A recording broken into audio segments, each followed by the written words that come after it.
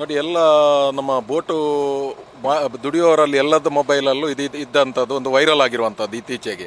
ಇದು ಒಂದು ಆತಂಕಕಾರಿ ವಿಷಯ ಅಂತ ಹೇಳಲಿಕ್ಕೆ ಬಯಸ್ತೀವಿ. ಯಾಕೆ ಅಂತ ಹೇಳಿದರೆ, ಈಗ ಚೈನಾ ಅಂತ ಹೇಳಿದರೆ ಸಹಜವಾಗಿ ಎಲ್ರಿಗೂ ಕುತೂಹಲ ಅಂತ ಹೇಳಿದ್ರೆ, ನಮ್ಮಲ್ಲಿ ಒಂದಿಲ್ಲೊಂದು ಕಾರಣಕ್ಕೆ ಕಾಲು ಕೆರೆದು ಜಗಳ ಮಾಡ್ತಾ ಇರುವಂಥ ಒಂದು ನೆರೆಯ ರಾಷ್ಟ್ರ, ಶತ್ರು ರಾಷ್ಟ್ರ ಅಂತೂ ಹೇಳಿದರೆ ಇದು ತಪ್ಪಾಗುವುದಿಲ್ಲ.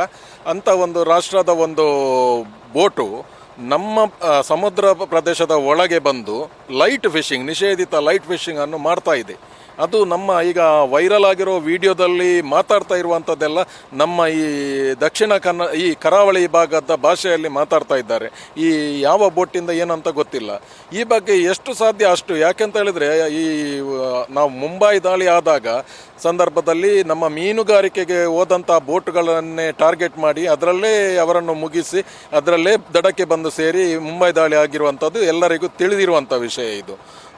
ಈಗ ಈ ನಮ್ಮ ವ್ಯಾಪ್ತಿಯೊಳಗೆ ಬಂದು ಒಂದು ಬೋಟು ಲೈಟ್ ಫಿಶಿಂಗ್ ಮಾಡ್ತಾ ಇದೆ ಅಂದರೆ ಅದು ತೀರಾ ಆತಂಕಕಾರಿ. ಯಾಕೆಂತ ಹೇಳಿದ್ರೆ ಅದರ ಸುತ್ತಮುತ್ತಲ ಇರುವಂಥ ಬೋಟುಗಳೆಲ್ಲವೂ ನಮ್ಮ ಭಾರತೀಯ ಬೋಟುಗಳೇ ಎಲ್ಲ. ಅದರಲ್ಲೂ ನಮ್ಮ ಕರ್ನಾಟಕದ್ದೇ ಹೆಚ್ಚಿನ ಅಂಶ, ನಮ್ಮ ಭಾಗಶಃವಾಗಿ ಅದು ನಮಗೆ ತಿಳಿದಿರುವಂಥದ್ದು ಕರ್ನಾಟಕದ ಬೋಟೆ.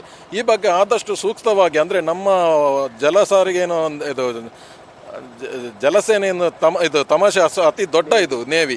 ಈ ನೇವಿ ನಮಗೆ ಮುಂಚೆ ನಂದೇ ಒಂದು ಬೋಟು ಬಾರ್ಡರ್ ಪ್ರದೇಶಕ್ಕೆ ತೆರಳಿದಾಗ, ಅಂದರೆ ಮೀನುಗಾರಿಕೆಯಲ್ಲಿ ತೆರಳಿದಾಗ ಅಲ್ಲಿ ಬಂದು ವಿಚಾರಿಸಿ, ಸಮುದ್ರ ಮಧ್ಯದಲ್ಲಿ ವಿಚಾರಿಸಿ ಇಲ್ಲಿಂದ ಹಿಂದೆ ಹೋಗಿ ಅಂತ, ಅಂದರೆ ಡಾಕ್ಯುಮೆಂಟ್ ಎಲ್ಲ ನೋಡಿ ಏನು ಸರಿಯಾಗಿದೆ ಅಂತ ತಿಳ್ಕೊ, ಅಲ್ಲಿಂದ ನೀವು ಇಲ್ಲಿಂದ ಹಿಂದೆ ಹೋಗಿ ನೀವು ಬಾರ್ಡ್ರಲ್ಲಿದ್ದೀರಿ ಅಂತ ಹೇಳಿ ಕಳಿಸಿದ್ದಾರೆ. ಅಷ್ಟು ಸ್ಟ್ರಿಕ್ಟಾಗಿ ಗಟ್ಟಿಯಾಗಿ ಇದ್ದಾರೆ.